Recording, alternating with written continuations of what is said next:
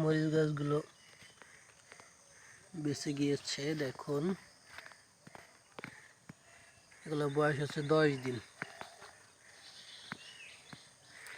যে পরিমাণে খরা গেছে, খরার ভিতরে গাছগুলো টিকিয়ে রাখতে অনেক কষ্ট হয়েছে। এই যে দেখুন, খরার ভিতরে মরিচ গাছের উপর দিয়ে অনেক ধকল গেছে। তো এখন মাশাআল্লাহ বৃষ্টি হয়েছে, তো এখন এটা খুব সহজেই বেঁচে যাবে।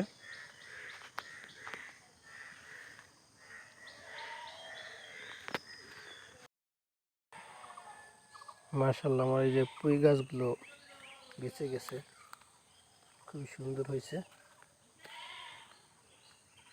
এটার বয়স হচ্ছে, লাগানোর বয়স হলো 4 দিন।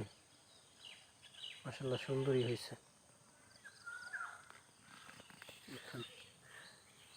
এটা কেমন ফলন হয় আপনাদের সবই দেখাবো।